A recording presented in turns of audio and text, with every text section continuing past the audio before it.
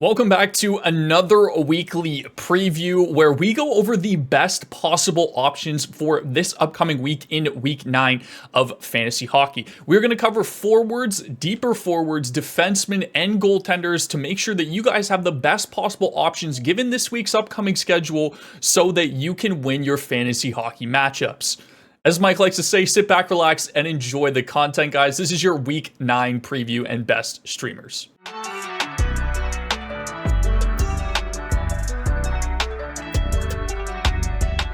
All right, guys, starting us off, looking at our best schedule for week 9, we are back to the typical NHL schedule where the off nights are the Monday, the Wednesday, the Friday, and the Sunday, which are December 2nd, 4th, 6th, and 8th. We have a large amount of off nights available for some high-end teams like the Dallas Stars and the Leafs, who each have 3 and 4 off nights respectively. And then there are a handful of teams that do have a couple of off nights in the Jackets and the Kraken, and then also 3 other teams that only have 1 off night. All of these teams which play 4 games. So if you're looking to stream somebody, you definitely want to target somebody from the Stars or Leafs if they're available. I know a lot of high-end options are already taken up due to their ownership, but if for whatever reason you see a Star or a Leaf that is available on your roster that is not mentioned in this video, and that does have a good ownership. Let's say, for example, it's like Jamie Benn from the Stars, for example, who's over 50% owned. Even though he's not included in this video, highly recommend grabbing him. I'm just including the guys in this video that are typically under 50% owned. For your max games for this upcoming week, you want to start by streaming a Dallas Star, Leaf, or a Blackhawk. The reason which is that you get 2 off nights on the Monday and the Wednesday. Then you're going to drop one of these guys and pick up a Columbus Blue Jacket or a Seattle Kraken, which is going to get you 3 more games for the rest of the week and 2 off nights, therefore giving you a max amount of games of 5 with 4 off nights. So that is your min-max schedule for this week. Moving on to the worst schedule, again, the busy nights are the Tuesday, the Thursday, and the Saturday. The LA Kings and the Tampa Bay Lightning both have 2 games with 1 off night, and then the Anaheim Ducks have 2 games with 2 off nights.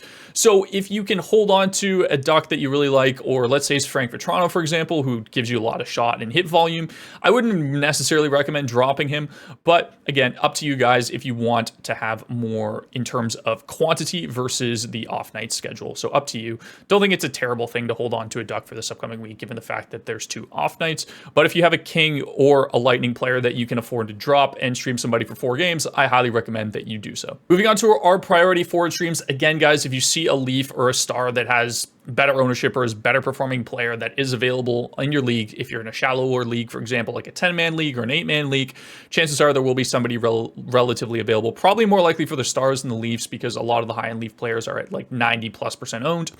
But anyways, I digress. Tyler Seguin is center right wing eligible, 46% owned, line 2, power play 2. He's been fantastic. I think he's also transparently a great sell high option right now, given how good he's been on that second line.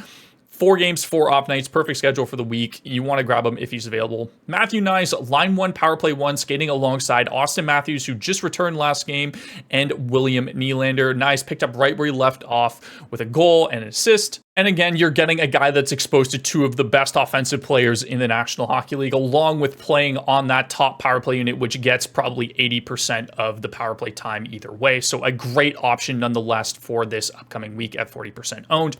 Kent Johnson has been absolutely on fire. He's got 4 games, 2 off nights. You can pick him up on the latter half of your week if you want.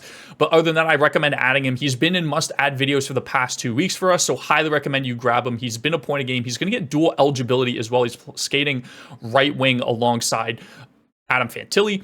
So again, really, really good option, playing on the top power play unit, and should be great for this upcoming week. Oliver Bjorkstrand has been really hot lately. Good amount of shot and hit volume. He's typically known for his shot volume, but the point production is definitely coming along. Line 1, power play 2 for Bjorkstrand, so you're getting some power play time. Good schedule for the week, 4 games, 2 off nights.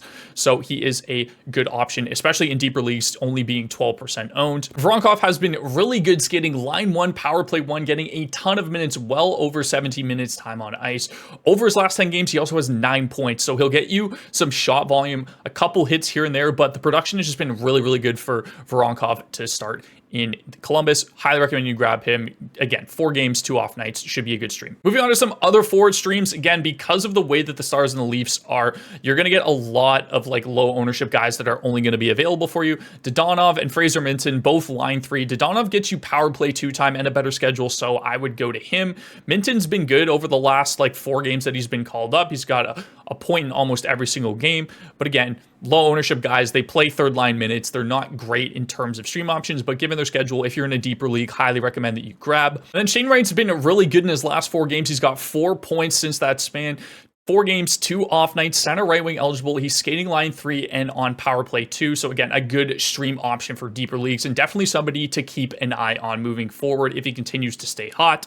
And then Ryan Donato, again, just kind of adding towards our max game schedule for the week when you want to pick somebody up early on. He's got triple eligibility, every single forward position, 15% owned, line 2, power play 1, and the production has been great alongside the peripherals as well. So I highly recommend you take a look at Ryan Donato, again, if you're looking to stream somebody early on in the week. And catering to that min-max game schedule that I mentioned earlier, Donato should be a solid option. Thin pickings on the defense side, again, nothing new. A lot of the ownership in the top-end defensemen are solidified at this point, guys. We're at week 9 in the season, so you're going to get the scraps in terms of defensemen. But Oliver Ekman-Larsson, line 2, power play 2. The production has kind of slowed up a little bit, but again, some decent peripherals. 4 games, 3 off nights should be a relatively decent stream if you're looking for a defenseman. Sam Girard, pair 2, power play 2, only 12% owned on the Colorado Avalanche. They play 4 games this week, only 1 off night.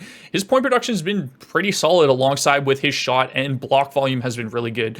So Girard should be a pretty good option at 12% owned, given the combination of power play time and his peripherals.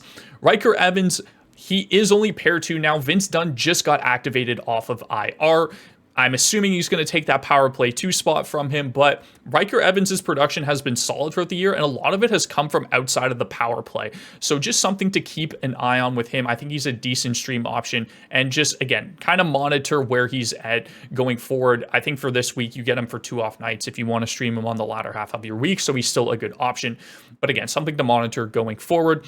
Esa Lindell, 8% owned. He's really just a peripherals guy, gets you some shots, some hits, and really good in the block department. 4 games, 4 off nights. Again, not really a ton of options in terms of the Dallas Stars, with Miro Heiskanen being over 90% owned, and I believe that Thomas Harley is also 70% owned, so none of those guys should be available to most leagues. And finally, Ryan Pulock, 4 games, 1 off night, pair 2, power play 2. The Islanders have him and Dobson on the second power play unit, with Dennis Cholowitsky on the top power play unit.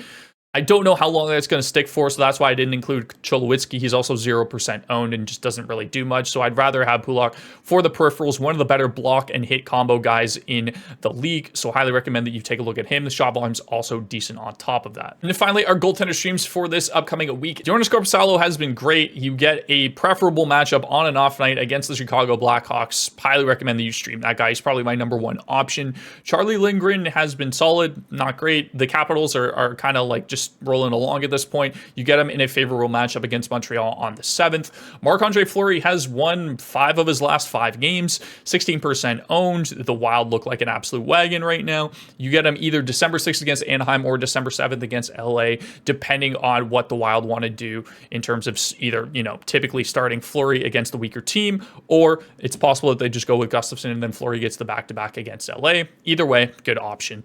And then Eric Comrie, you get him on an off night against the Columbus Blue Jackets. The Jets have kind of come down back to earth. But again, I think you get a favorable matchup against the Columbus Blue Jackets. And if you're really desperate for a goalie stream, he's a good option for this upcoming week. That is going to do for this video, guys. Thank you so much for watching. Be sure to leave a like and hit that subscribe button. We've got a ton of content coming up for you guys in the following weeks before Christmas time to make sure you guys are dialed going into Christmas for the fantasy hockey season. So stay tuned and look forward to that. Thanks again for watching. I'll see you in the next one, and good luck in your week 9 fantasy hockey matchups.